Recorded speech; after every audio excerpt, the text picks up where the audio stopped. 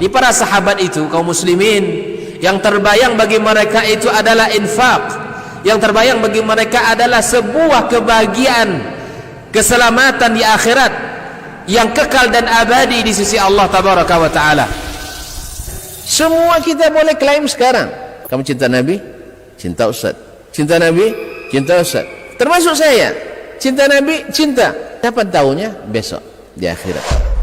Maka apa kata Nabi sallallahu alaihi wasallam? Amalur rajuli biyadih. Penghasilan yang terbaik adalah pekerjaan yang dilakukan oleh seseorang dengan tangannya sendiri.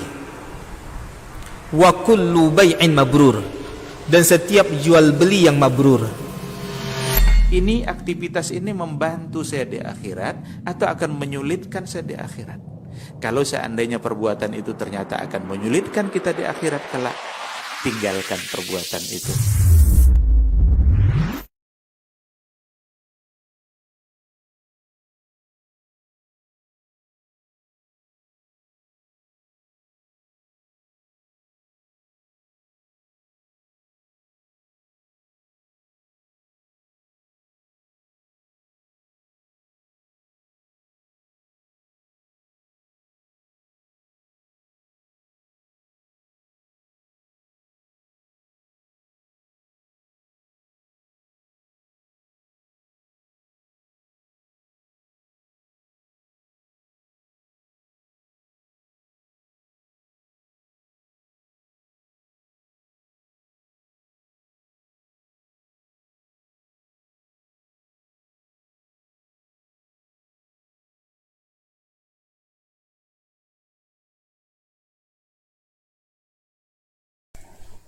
Bismillah.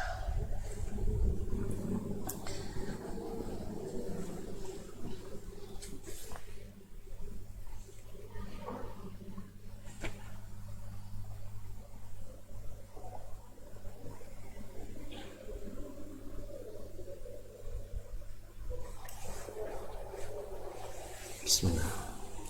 Assalamualaikum warahmatullahi wabarakatuh. Alhamdulillahi rabbil alamin, wal aqibatul muttaqin, wala udwana illa ala zalimin. Ashhadu an la ilaha illallah wahdahu la syarika lah, wa ashhadu anna Muhammadan abduhu wa rasuluh. Ya ayyuhallazina amanu taqullaha haqqa tuqatih wa la tamutunna illa wa antum muslimun. Ya ayyuhan nas ittaqu rabbakum alladhi khalaqakum min nafsin wahidah wa khalaqa minha zawjaha wa batha minhuma rijalan katsiran wa nisaa'a wattaqullaha alladhi tasaaluna bihi wal arham innallaha kana 'alaikum raqiba. Ya ayyuhalladzina amanu taqullaha wa qulu qawlan sadida yuslih lakum a'malakum wa yaghfir lakum dhunubakum wa man yuti'illaha wa rasulahu faqad faza fawzan 'azima. Amma ba'du, fa inna asdaqal hadithi kitabullah wa khairal hadi hadi Muhammadin sallallahu alaihi wasallam wa syarrul umuri muhdatsatuha wa kullu muhdatsatin bid'ah wa kullu bid'atin dhalalah. Kaum muslimin dan muslimat yang dirahmati Allah Subhanahu wa taala, kembali kita diizinkan Allah Subhanahu wa taala untuk mengaji di sini di Masjid Utsman Ibn Affan radhiyallahu taala anhu. Mudah-mudahan Allah jadikan ini sebagai tanda syukur kita atas nikmat sehat dan nikmat sempat yang diberikannya kepada kita. Semoga nikmat ini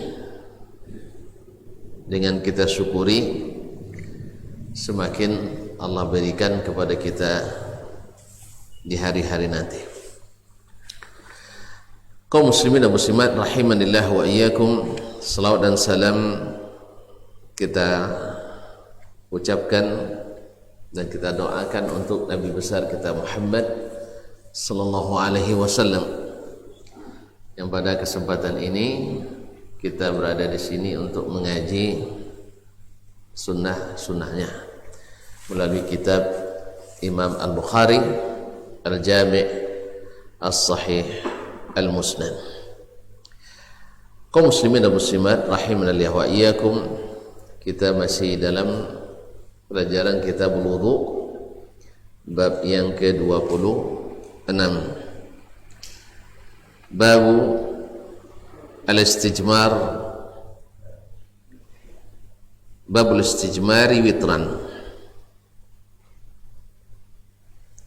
Babu al-istijmar witran, bab tentang istijmar witran, bersuci dengan menggunakan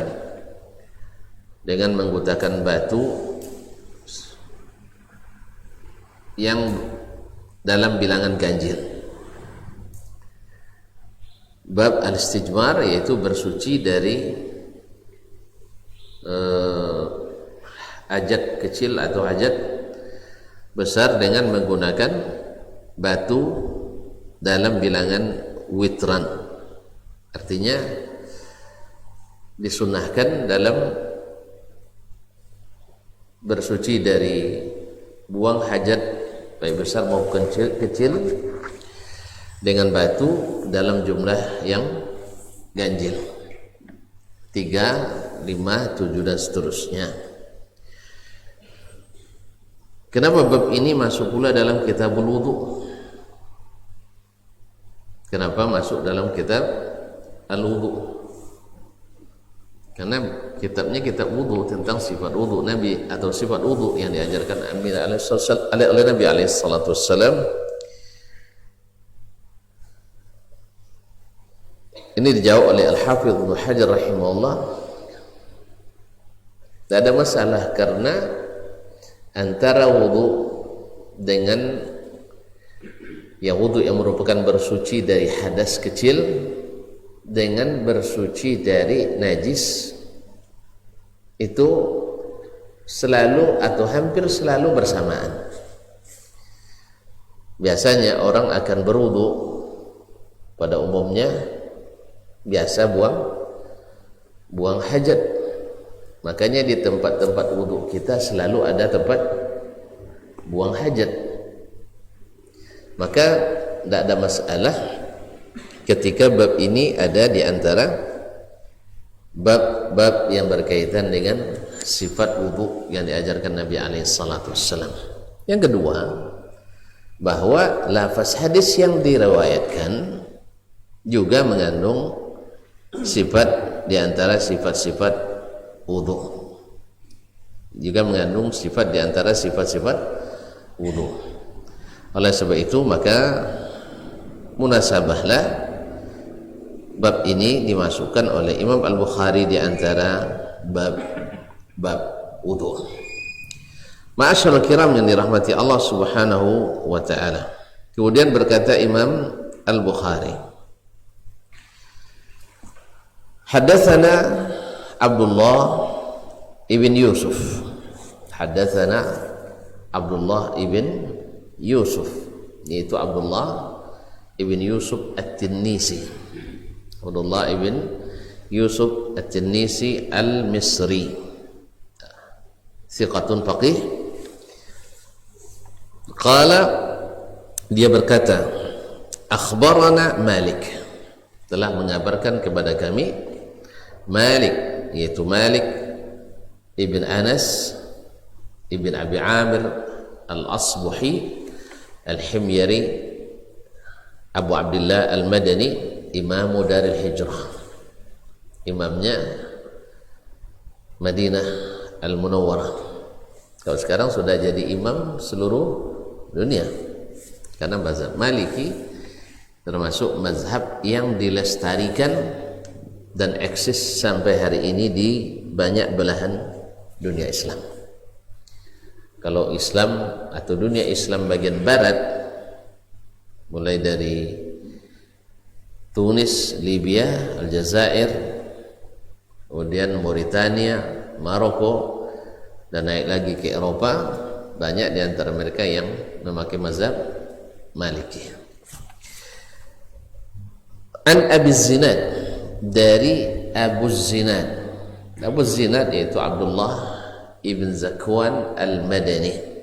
Abdullah ibn Zakwan al-Madani yang dikenal dengan Abu Zinad. Abu Abdurrahman, thiqatun anil A'raj, dari Al-A'raj. Al-A'raj namanya Abdurrahman ibn Hurmuz. Abdurrahman ibn Hurmuz al-Madani, min awthaqir ruwati an Abi Hurairah, termasuk rawi yang paling kuat dari Abu Hurairah, yang hadisnya dari Abu Hurairah mutqan. Makanya Imam Al-Bukhari memilih jalan ini dari hadis Abu Hurairah radhiyallahu taala. An Abi Hurairah, dari Abu Hurairah radhiyallahu taala anhu anna Rasulullah sallallahu alaihi wasallam qala, bahwa Nabi sallallahu alaihi wasallam berkata, idza tawadda'a ahadukum falyaj'al fi anfihi thumma liyanthur. Apabila seseorang berwudu, seseorang di antaramu berwudu, falyaj'al fi anfihi, yakni ma'an, jadi hendaklah dia masukkan ke dalam mulutnya, afwan, di dalam hidungnya. Apa namanya yang dimasukkan? Ya, air. Jadi maf'ulnya maklum, mahzuf, yaitu falyaj'al fi anfihi ma'an thumma liyanthur, kemudian hendaklah dia keluarkan kembali, memasukkan air ke dalam hidung, namanya al-istinsyaq, dan mengeluarkannya kembali namanya al-istinthar, atau dalam apa namanya dia ini an-nathr. Jadi al-istinsyaq yaitu memasukkan air ke hidung. Dulu sudah kita jelaskan berbagai cara yang disebutkan oleh ulama seperti Imam An-Nawawi dalam Syarah Muslim menyebutkan berbagai cara,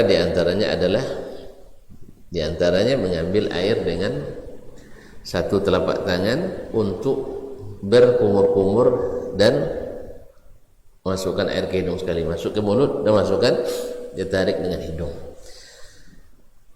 Ada cara lain, yaitu masukkan air ke hidung, kemudian ke mulut untuk kumur-kumur 3 kali, kemudian setelah itu baru masukkan lagi secara yang sama ke hidung sebanyak 3 kali.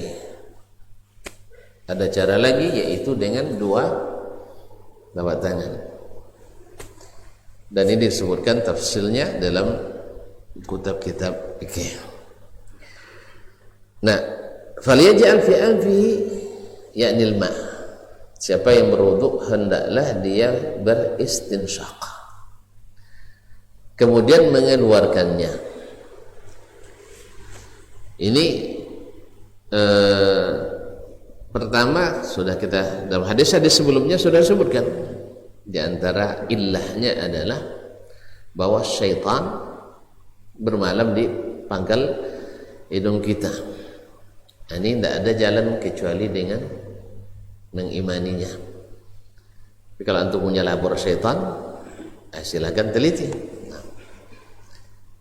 Yang kedua, dari sisi kesehatan sudah kita sebutkan pula bahwa salah satu cara terapi dan juga pencegahan stroke adalah termasuk cara yang ampuh untuk mencegah dan menerapi penyakit stroke. Itu stroke ya? Apa nama? Ya, stroke ya, lumpuh. Nah, mencegah itu dengan memasukkan air ke dalam hidung. Pernah saya dengar dari seorang dokter penceramah di Arab Saudi, dia katakan ada orang yang sudah kronis stroke-nya pergi berobat ke Amerika karena di dalam negeri tak didapatkan, pergi ke Amerika. Oleh dokter Amerika mengatakan kalian punya terapi yang lebih canggih dan sangat murah. Apa itu? Wudhu kalian. Itu Nabi mengajarkan untuk mubalaghah fil istinshaq. Yubaligh fil istinshaq, yaitu memasukkan air betul-betul sampai ke pangkal hidung.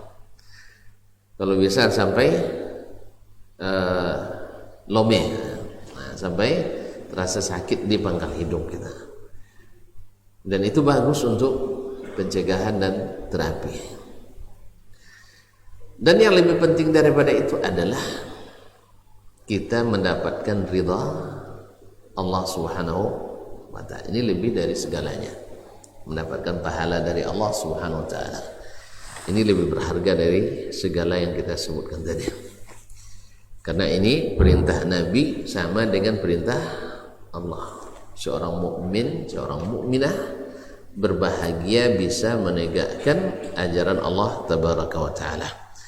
Karena balasannya tidak tanggung-tanggung, surga.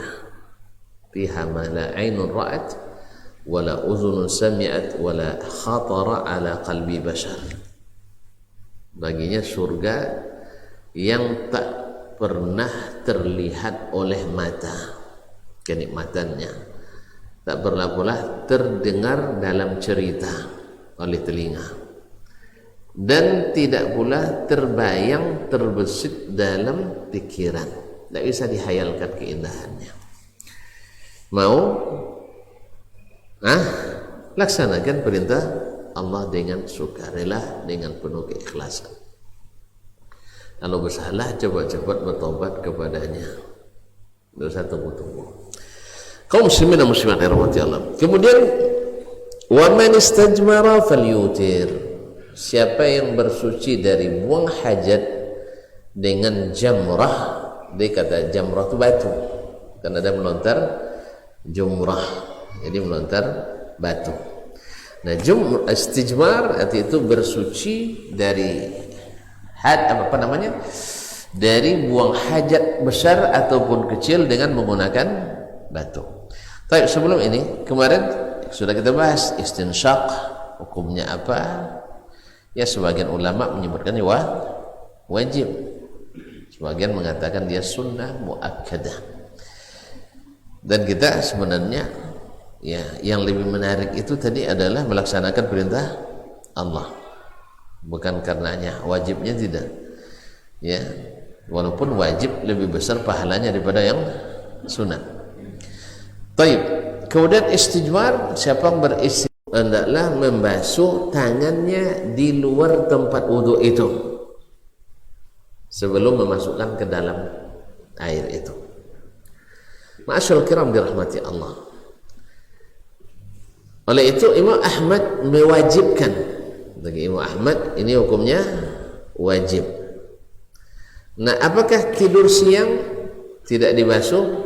Kata beliau, kalau bangun tidur siang tetap disunnahkan.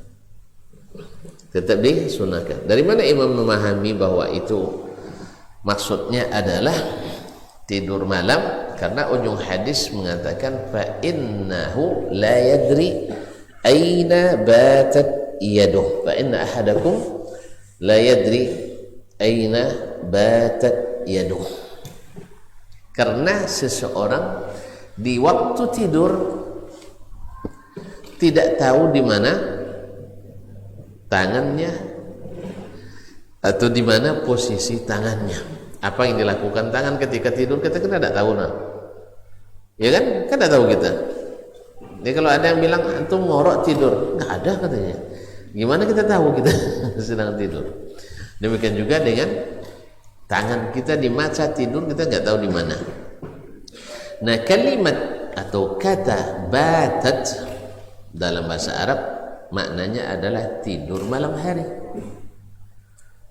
Tidur di malam hari namanya bata yabitu.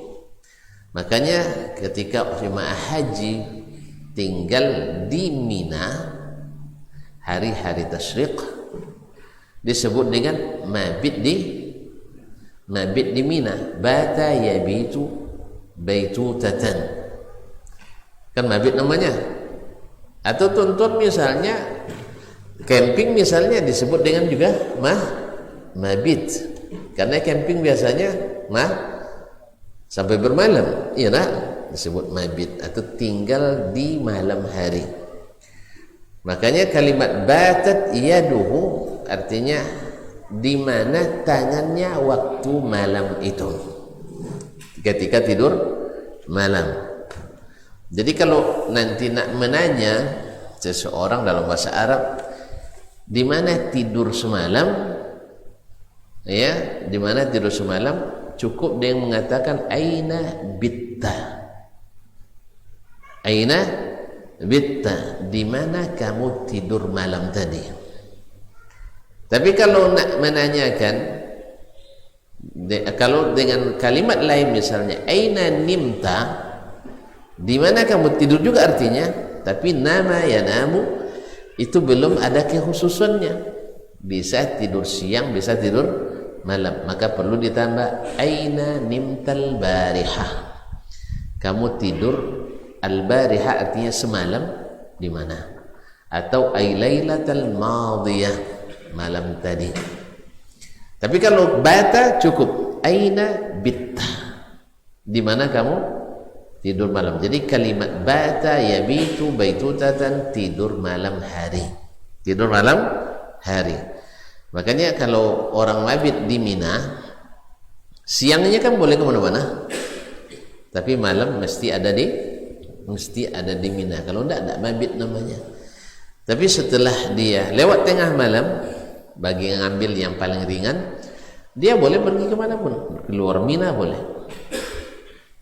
boleh keluar, walaupun afdalnya tetap di Mina, baik siang maupun malam. Tapi untuk syarat mabit mesti malam hari, maka disebut dengan mabit di Mina atau mabit di Muzdalifah, karena yang dihitung malam, jelas kan? Kalau di Arafah apa disebut? Wukuf, yaitu berdiri di Arafah atau berhenti di Arafah. Tapi jemaah Indonesia selalu mabit di Arafah. Jadi kalau jemaah Indonesia, kalau jemaah asalnya, pada asalnya jemaah itu malam itu mabitnya di Mina hari Tarwiyah. Tapi jemaah Indonesia khususnya yang reguler mabitnya di Arafah. Karena orang kita kan semboyannya lebih cepat, lebih baik. Jadi lebih cepat sampai ke Arafah dari jemaah yang lain. Jemaah yang lain kan pergi ke Mina dulu, karena sunnahnya mabit di Mina pada hari Tarwiyah. Jelas? Jadi setelah duha tanggal 9 baru menuju padang Arafah untuk wukuf. Tapi kalau jemaah Indonesia, di saat jemaah menuju ke Mina untuk Tarwiyah, jemaah kita menuju Arafah untuk mabit. Karena memang mabit di Mina hari Tarwiyah hukumnya sunnah. Kalau kita kan kalau sunat kan boleh kalau sunnah boleh ditinggalkan. Itu masalahnya. Kalau kalau wajib baru, kalau bisa jangan terlalu lama. Jadi ada pengaruhnya kaum muslimin dan muslimat dirahmati Allah.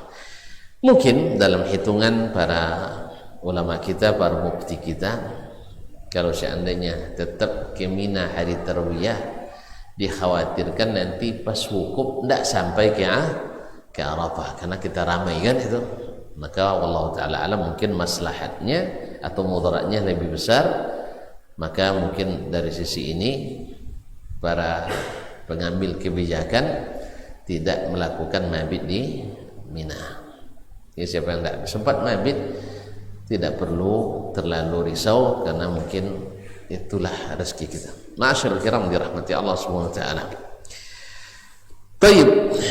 Jadi menurut jumhur adalah asal bangun tidur baik siang maupun malam maka mesti membasuh tangan sebelum ini.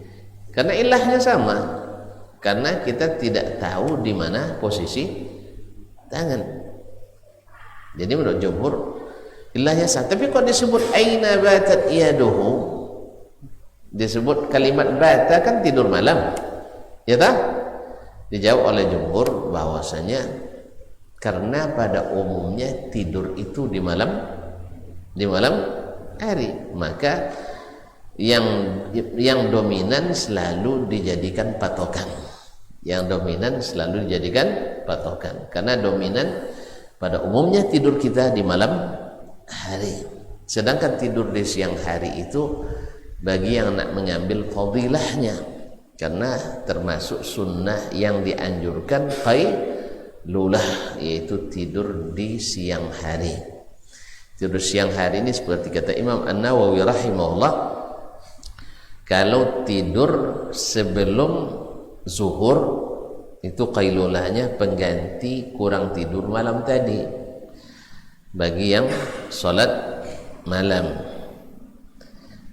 Tapi kalau dah tidur dari pas isya sampai lewat pula qamat subuh, itu jangan tidur qailulah lagi habis. Mana tahu kan? Tidur dari jam 9, 8:30 kadang dah tidur. Bangunnya pas jam 5:30. Habis salat ya. Atau bangunnya pas qamat subuh baru bangun. Atau tidak perlu jadi ganti qailulah lah tuan. Kalaupun nak ngambil, ambil fadilatnya 5 menit cukup lah. Jelas. Tapi bagi yang malamnya tadi tidak tidur, maka mungkin ngantuk. Sebagaimana juga Nabi SAW tidur di waktu duha sebentar, pengganti untuk ibaratnya mencas kembali baterainya, Tapi tidak tidur pakai selimut itu tuh.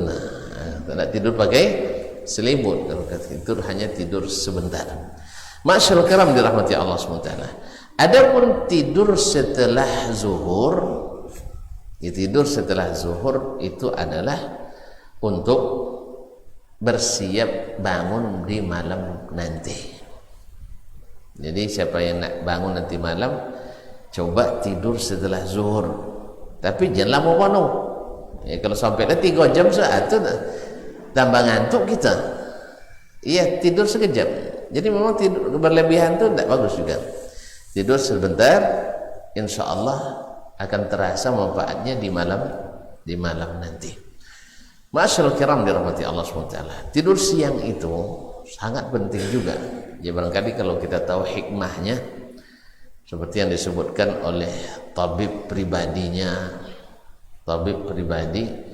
Hajjaj ibn Yusuf Al-Thaqafi atau selainnya. Iya. Ketika ditanya ma ra'sut tib, ra'su at-tib, apa makna ra'sut tib? Artinya induk ilmu kedokteran itu apa? Pangkal sehat itu apa katanya? Dijawab oleh tabibnya, ini pendapat dia, saya tidak tahu dalilnya apa ya, tapi yang jelas dia katakan la tatazawwaj illa bikran. Ini khusus yang belum menikahnya atau yang akan menikah lagi. Jangan menikah kecuali dengan anak perawat. Katanya sehat itu. Saya tidak tahu. Saya belum uji coba. Yang kedua, la tataghadda illa wa tanam ba'dah. Jangan makan siang kecuali mesti diiringi dengan tidur setelahnya. Lain mandang nampak. Itu bukan saya yang bilang tadi, tabib tadi yang bilang ya. Tabib bilang. Jangan makan siang kecuali nanti ada tidur siang. Barangkali maksudnya bukan habis tidur, habis makan langsung tidur, bukan itu maksudnya. Artinya Setelah makan, kalau langsung dibawa bekerja yang berat itu tidak bagus, tapi mesti istirahat siang itu, dan itu sehat katanya. Kemudian yang ketiga, la tata'asya illa wa tamshi ba'dahu. Jangan makan malam kecuali jalan kaki setelahnya. Nah, jadi jangan langsung lolok. Jadi kalau makan siang boleh lolok sudah itu. Tapi kalau makan malam mesti berjalan selepas itu. Sebagian mengatakan minimal 40 langkah. Mungkin saya salah, mungkin tidak ya, 400 langkah ya. Kalau teman saya dulu bilang minimal 40 langkah katanya. Tapi dia kayaknya tidak dokter ya. Nah, ya berjalan, harus ada berjalan situ. Kalau bahasa kita menurunkan makanan tadi. Balik kembali ke sini kaum muslimin, kepada bata aina batat yaduh. Wadu itu sebuah tempat yang luas. Kalau dulu wadu aslinya adalah air khusus tempat wudu. Ya, jadi karena mungkin banyak orang kita yang wudu di tepian atau di apa namanya, gimana pun istilahnya itu, di bukan waduk, di tebatnya, di kolam, di apa namanya, bukan apa istilahnya, di ompang ya, di apa bahasa kita gitu ya, perigi, bukan, ini air yang waduh tidak tahu waktu iri, bendungan, asal masya Allah, di bendungan, air yang dibendung kemudian ada menyimpan banyak, itu namanya waduk ya, waduk. Ini karena banyak berwuduk di situ maka disebut waduk. Waduk parang, waduk apa namanya? Ada yang terkenal dulu waduk, waduk panjang, waduk Kota Panjang, PLTA Kota Panjang. Baik. Jadi sebut waduk. Pada asalnya waduk itu tempatnya kecil, tapi di Indonesia menjadi besar. Memang Indonesia ini negara besar itu. Sehingga yang kecil-kecil menjadi besar. Kadang masalah kecil diperbesar. Nanti kita nih. Kaum muslimin dan muslimat dirahmati Allah. Sedangkan bangun tidur siang atau bukan tidur malam, menurut Imam Ahmad tetap dianjurkan untuk membasuh tangannya. Artinya berubah hukumnya di sunat. Kalau jumhur tadi mengatakan malam atau siang masuk semua, tapi hukumnya sunat muakkad. Kecuali kata alasannya tadi tidak tahu di mana tangannya, mungkin memegang yang najis atau yang kotor. Ada kotor tapi tidak najis kan? Ya tak? Dan ada najis yang tidak kotor. Setiap najis kotor, tapi tidak setiap yang kotor najis. Nah, ada najis atau kotor yang terpegang oleh kita di masa tadi. Nah, kalau ternyata bagi jumhur ini ternyata memang ada najisnya atau ada kotornya, maka mesti dibasuh. Mesti basuh karena ini akan berpengaruh kepada kesucian air wudu tadi. Sebab air wudu bila masuk atau air bila masuk najis ke dalamnya dengan air jumlah yang sedikit bisa menyebabkan air itu mutanajis. Oleh sebab itu kalau ini ta'ayyanal wujub, yang seperti ini jelas wajibnya. Tapi kalau tidak ada bukti fisiknya, hanya kemungkinan saja, maka tetap sunat menurut jumhur al-ulama. Tapi kalau Imam Ahmad tidak, yang malam wajib, karena bagi beliau tidak ada dalil yang memalingkan dari wajib ini. Ya, wallahu ta'ala alam, tidak ada dalil yang memalingkan dari wajib itu, sehingga beliau berpegang bahwa itu wajib. Wallahu ta'ala alam. Sedangkan untuk tidur siang beliau cukupkan dengan sunat. untuk tidur siang, karena pada umumnya orang tidur siang itu sebentar. Pada umumnya orang tidur siang itu sebentar, kecuali orang yang kerjanya di malam hari seperti petugas keamanan atau petugas ronda, masih keamanan juga ya, atau petugas jaga sama juga ya. Dan bagi yang tugas malam itu saat siangnya dia tidur sebagai pengganti. Ma'asyarul kiram dirahmati Allah Subhanahu wa taala. Kemudian Mas, waktu kita azan dipersilakan.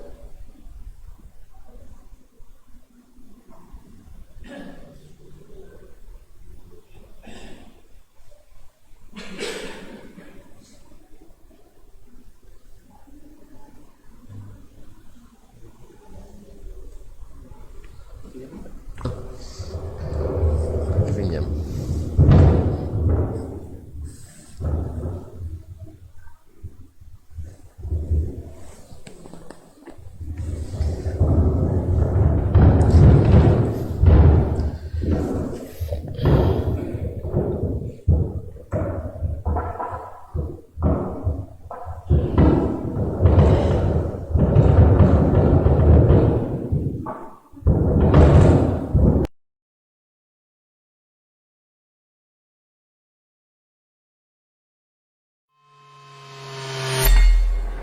Di para sahabat itu, kaum muslimin, yang terbayang bagi mereka itu adalah infak, yang terbayang bagi mereka adalah sebuah kebahagiaan, keselamatan di akhirat yang kekal dan abadi di sisi Allah tabaraka wa taala. Semua kita boleh klaim sekarang. Kamu cinta Nabi? Cinta Ustaz. Cinta Nabi? Cinta Ustaz. Termasuk saya. Cinta Nabi? Cinta. Kapan tahunya? Besok di akhirat. Maka apa kata Nabi sallallahu alaihi wasallam? Amalur rajuli biyadih. Penghasilan yang terbaik adalah pekerjaan yang dilakukan oleh seseorang dengan tangannya sendiri. Wa kullu bai'in mabrur. Dan setiap jual beli yang mabrur.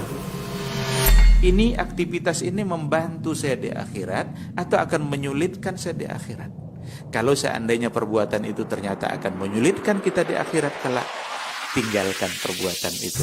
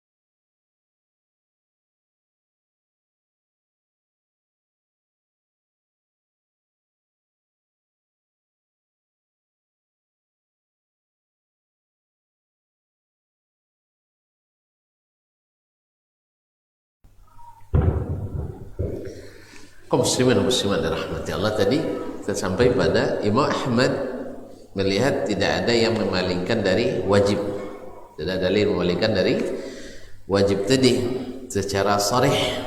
Tetapi al-jumhur mengatakan ada, sebab kalimat fa innahu au fa inna ahadakum la yadri aina batat yadu, karena seseorang dari kalian nggak tahu di mana di mana tangannya tadi bermalam. Kalau nggak tahu itu ragu atau bukan? Saya ulang lagi, bahasa tidak tahu di mana posisi tangannya tadi, kalimat ragu atau kalimat yakin?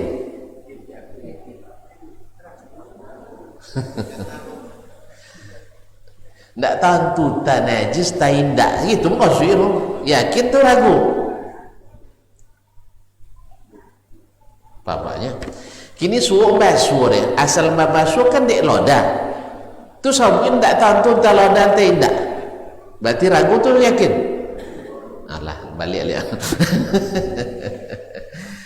Jadi misalnya apa lah makan tadi indah abian nya itu ragu tuh yakin Pak, ragu kan? Ini biasanya misalnya itu lah mesti makan tu dah abian itu, berarti ragu ulun makan, ragu lah makan. Kalau tengok-tengok pawi soal lejinya nak niyo je baunya kan. Tapi kalau tengok jam, tengok lot kat tudung labi nasi mananya. Ni ada kawan ni nyabui nasi lah solita deh. Nyabui nasi langsung solita. Adun bawa makan nasi ni. Jadi kaum muslimin muslimat Allah Pak. Jadi kalimat la yadri, dia tidak tahu di mana tangannya tadi. Kan alasannya kan dibasuh takut najis kan. Jadi tidak tahu entah najis entah tidak. Jadi kalimat la yadri aina batat yadu yadullu ala syak, menunjukkan bahwa najisnya diragukan. Nah kalau najisnya diragukan, tidak mungkin diwajibkan untuk membasuh. Jelas? Ini menurut jumhur. Sebab mereka sepakat, baik Ahmad maupun jumhur ulama sepakat bahwa bila terlihat najisnya, paham tak? Nampak najis di tangan nu, sudah itu didu babawun dikinyam lain paisanya, artinya nyata itu najis, itu sepakat semuanya wajib. Jelas? Jadi oleh sebab itu jumhur bilang yang memalingkan dari kalimat falyaksilhuma thalathan, yang perintah hukum asalnya wajib, adalah kalimat tadi fa inna ahadakum la yadri aina batat yaduhu, karena seseorang itu tidak tahu di mana posisi tangannya tadi, entah najis entah tidak. Nah keadaan seperti ini mengharuskan kita hati-hati, karena suci itu memerlukan hati-hati. Oleh sebab itu dianjurkan membasuh, tetapi tidak sampai wajib. Jelas? Mana kuat pendapat Imam Ahmad atau jumhur ulama? Dan dek Syafi'i sama jumhur Syafi'i ke? Kaum muslimin dan muslimat, mana yang kuat? Jumhur. Apa sebab? Lebih banyak. Kena ramai kan? Nah, wallahu a'lam, dari sisi bahasa tadi dalil Imam Ahmad kokoh, karena kalimat batat tidur malam, jadi malam wajib, sedangkan siang tidak wajib. Tapi dari sisi makna kalimat, makna la yadri aina batat, ini meragukan. Sesuatu tak boleh diwajibkan kalau ragu, ya, berdasarkan perintah Nabi, da' ma yaribuk ila ma la yaribuk, tinggalkan yang ragu kepada yang tidak ragu.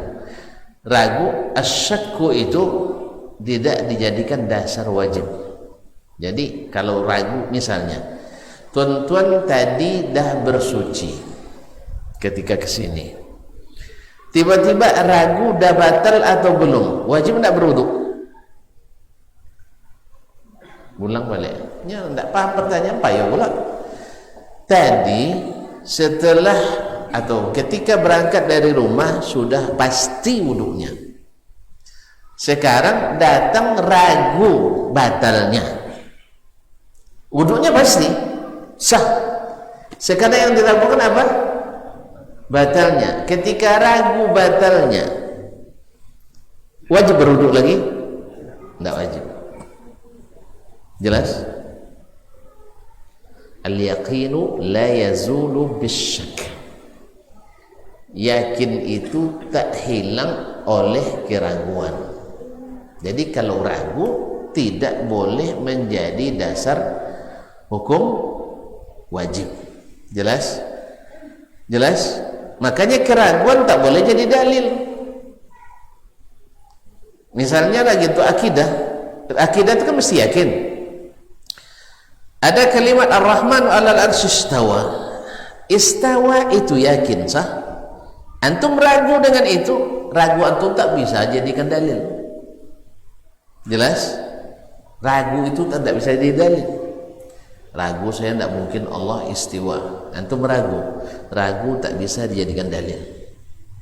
Kalau kami, kalau kita yakin, maka yakin bisa jadi dalil. Jelas? Jangan dibalikan. Alhamdulillah Ahlus Sunnah wal Jamaah yakin annallaha istawa. Lalu ada datang sebagian yang menyimpang akidahnya, saya tidak yakin di istawa. Terus saya yakin antum apa? Dia lebih yakin dengan yang tidak berdalil, yang tidak berdalil. Misalnya dengan istaula. Apa dalilnya istaula? Saya ragu dengan istawa. Itu ya. Kenapa pakai istaula? Karena saya ragu dengan istawa. Apa dasar ragunya? Karena saya nggak tahu. Kalau nggak tahu, tidak bisa jadikan dalil. Jelas tuh? Jadi oleh sebab itu kaum muslimin muslimat, pendapat jumhur dari sisi ini lebih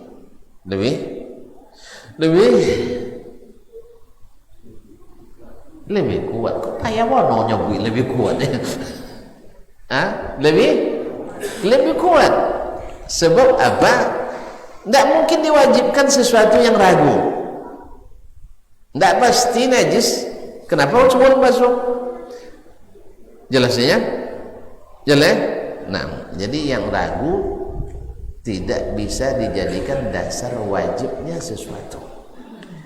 Mesti yakin. Oleh sebab itu, wallahu alam, maka yang paling bagus adalah keluar dari khilaf ini. Bapak kan keluar. Bila kita basuh tangan sebelum berwudu di luar bejana, menurut Imam Ahmad selesai masalah. Sah? Ya kan? Bila basuh selesai masalah? Alhamdulillah. Menurut jumhur selesai masalah. Ya. Iya tak? Jadi pada membantah ulama atau kedawat basuh tawid hangan dulu sebelum berwudu. Dia mesti tingginya tidak wajib nanya, tinggalnya bukan. Karena memang umumnya Nabi SAW sunnahnya membasuh tangannya sebelum masukkan ke dalam bejana, sekalipun beliau tidak bangun tidur. Perlu diulang?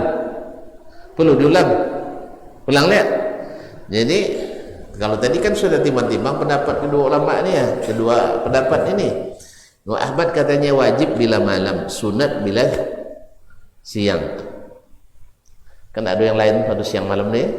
Nah, bagi jumhur tidak, tetap sunat maupun siang ataupun malam. Alasan Imam Ahmad kalimat batat yadu.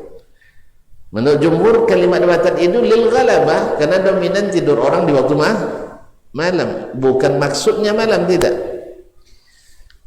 Yang kedua, dalil jumhur tadi bahwa tadi disebutkan oleh Nabi fa inna ahadakum la yadri aina batat yaduh, karena seseorang tidak tahu di mana tangannya tadi, berarti tidak tahu dia bernajis atau tidak. Berarti ragu tidak boleh diwajibkan. Jelas?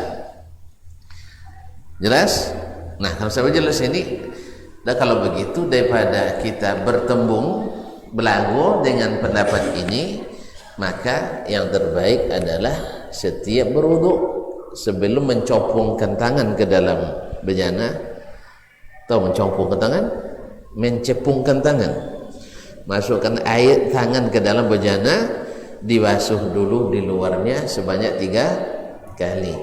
Karena amalan ini menurut jumhur sah dan berpahala, menurut Imam Ahmad sah dan berpahala. Bedanya hanya Imam Ahmad bilang wajib di waktu malam, jumhur bilang sunat muakkad. Jelas? Jelas tak? Ditambah lagi dengan umumnya Nabi sallallahu alaihi wasallam sebelum berwudu dan memasukkan tangan ke dalam bejananya, dibasuhnya dulu di luar. Sekali-kali ada beliau tinggalkan, menunjukkan boleh ditinggalkan. Ada?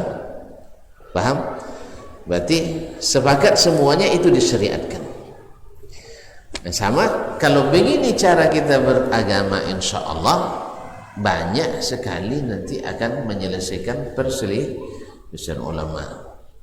Debat mereka tentang masalah apa lagi, misalnya masalah lain, misalnya tentang antara isbal itu wajib atau sunat, ya kan? Isbal itu wajib atau sunat, mana yang kuat?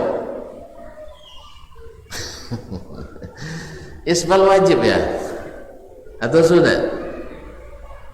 Isbal. Isbal itu memanjang, sunat apa wajib?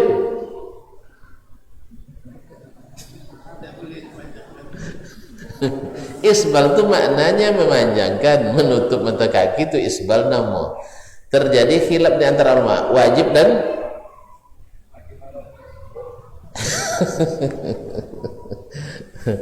tahib. Apa makna isbalnya? Pakai pakaian bagi laki-laki menutup mata kaki atau menyepai lantai. Kan khilaf di antara ulama antara wajib dan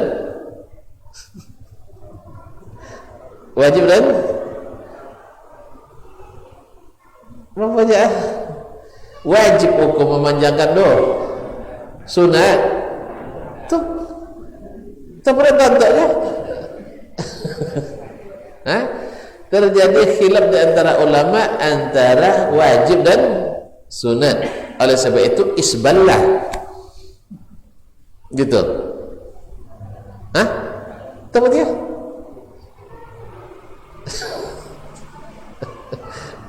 Nyatakan akan sampai nanti kitabul libas, itu akan ada nanti di kitabul al-libas.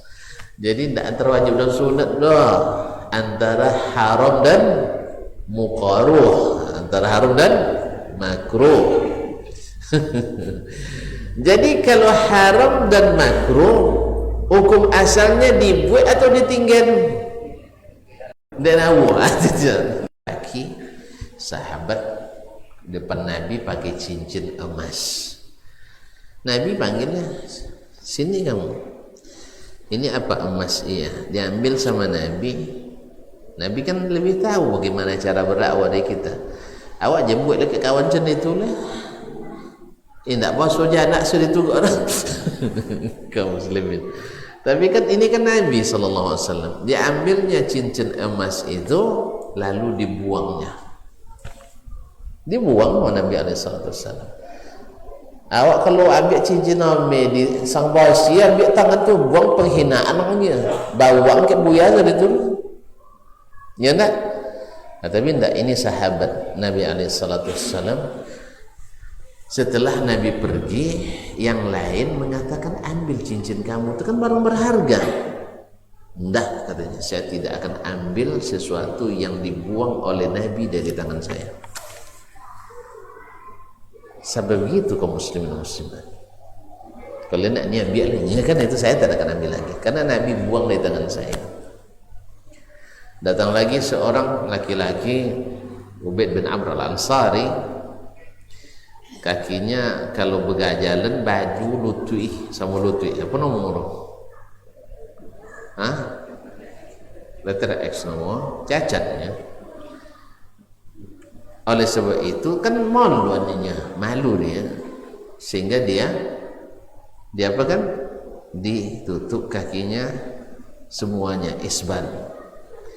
Dipanggil oleh Nabi SAW, irfa thawbak, angkat kain kamu itu, karena itu atqali rabbik, lebih bertakwa kepada Rabbmu. Dijawab olehnya, Rasulullah, kaki saya cacat. Disebutkan seperti itu. Lalu Nabi katakan, wallahi inna khalqallahi kulluhu hasan, wahai Ubaid, ciptaan Allah itu semuanya indah. Ciptaan Allah itu semuanya indah. Perawi mengatakan sejak saat itu tak pernah lagi dia isbal. Tak ada alasannya, jelas tadi dia tidak sombong. Apa nak disombongkan? Cacat begitu. Tapi ketika Nabi perintahkan dia lebih bertakwa, akhirnya dia tak pernah lagi menjulurkan kainnya. Subhanallah. Inilah yang tidak ada kesombongan dalam dirinya. Karena sombong itu kata Nabi SAW, batarul haq wa ghabtun nas. Al-kibru batarul haq wa ghabtun nas. Sombong itu adalah menolak yang hak, yang jelas, sejelas-jelasnya, atau merendahkan orang lain. Jelas ya? Kalau ada ruh seperti ini di zaman kita ini, dan ini zaman sahabat umumnya, ketika turun ayat ya ayyuhallazina amanu la tarfa'u aswatakum fawqa sautin nabi, jangan, hai orang beriman, jangan angkat suara kalian di atas suara Nabi sallallahu alaihi wasallam. Sahabat Nabi alaihi salatu wasallam yang bernama Ibnu Syammas, beliau kan termasuk juru bicara Ansar. Kalau ada orang nak bertanya, suwinya nak bertanya. Ini apa sebab? Suaranya lantang. Suaranya lantang. Mendengar ayat jangan kau angkat suaramu di atas suara Nabi, dia ingat selama ini suaranya lebih tinggi dari Nabi. Nanti batal amalan kalian, kalian tidak sadar. Akhirnya dia tidak berani lagi datang ke Masjid Nabawi sholat. Takut dia, sebab kalau ketemu Nabi nanti pasti bicaranya lebih keras. Sampai Nabi kehilangan, di mana si fulan.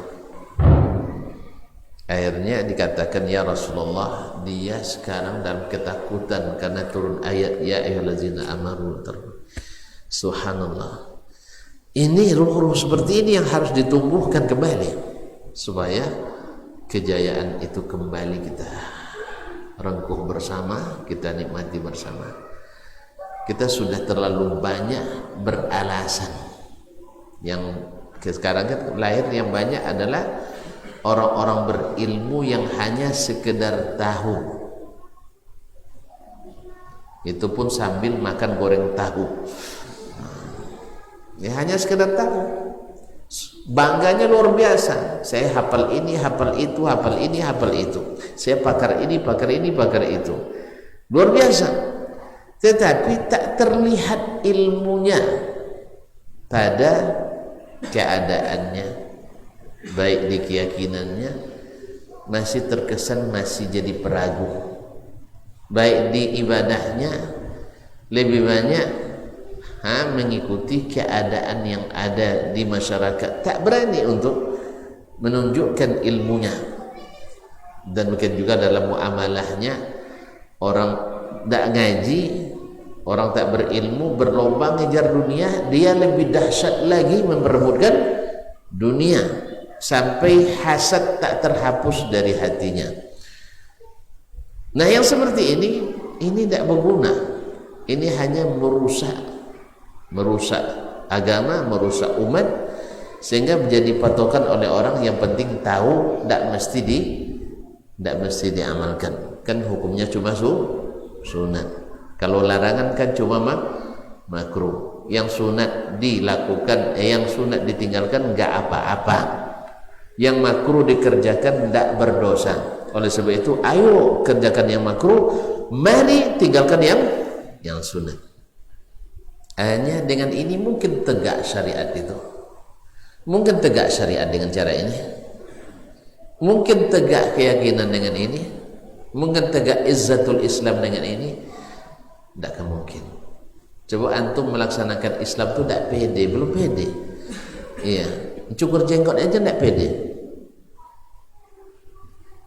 Udah ngantuk antum. Iya, udah ngantuk. Dah kalau gitu kita sudahi sampai di sini. Maksud saya manjakan jenggot tidak pede antum. Ya, ini cukur jenggot tidak pede, ngangguk-ngangguk juga. Berarti sudah ngantuk. Nah. Kalau saya bilang gunting celana tidak pede, nah, baru ngangguk-ngangguk. Ini gunting jenggot ngangguk, apa juga ya? Terpaksa saya sudah inilah. Tidak ada pertanyaan. Dah kesimpulan. Tidak ada pertanyaan. Orang dah ngantuk. Orang dah ngantuk, Pak. Kecuali makan durian habis ini. Kaum muslimin dan muslimat dirahmati Allah. Kesimpulan kaji kita yang pertama sesuai dengan bab, bila bersuci dengan menggunakan batu mesti 3 kali, 5 kali dan sampai bersih. Nah, ini bab pokoknya. Sedangkan yang lain tadi, siapa yang tidur mesti membasuh tangannya sebelum memasukkan ke dalam bejana. Khilaf di antara ulama antara wajib atau sunat. Jumhur mengatakan wajib. Imam Ahmad bilang sunat. Nah, betul dengan tu. Imam Ahmad bilang wajib. Imam Ahmad bilang wajib bila tidurnya di malam hari. Jumhur bilang sunat dalam segala keadaan. Jelas? Dan Imam Ahmad sepakat dengan jumhur bila tidur siang. Nah, dan sepakat pula mereka mengatakan, dia jumhur ini maksud saya, karena dia sunat, bila dia tidak membasuh tangannya sebelum memasukkan ke bejana, airnya tidak najis. Apa sebab? Karena tadi ragu najisnya, kecuali jelas najisnya, masukkan juga baru pernah najis. Jelas? Makanya hukum yang ragu, catat itu baik-baik, segala yang ragu tidak jadi hukum. Segala yang ragu tidak jadi hukum.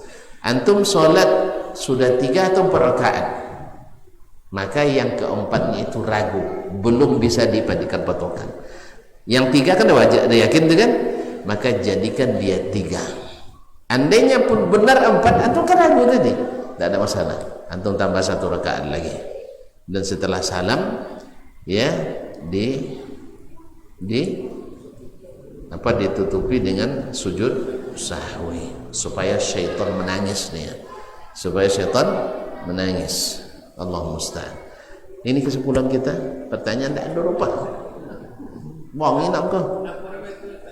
Iya orang ngantuk. Kau nak ngantuk, dia ngantuk. Tidak boleh no. Dia jak subuh dan kau jualan. Jak subuh boleh. Bersambung tahu tadi sampai rapat. Tak mau ya. Lah sono itu alasan aja tadi sono den. Tapi apa dosa atau sono ngaku. Alah. Nyapak dosa aja dan terus sono ngaku. Nah, saja tadi beliau tadi minta maafnya. Jadi isu ya. Subhanakallah bihamdik asyhadu an la ilaha illa anta astaghfiruka wa atubu ilaik. Wassalamualaikum warahmatullahi wabarakatuh.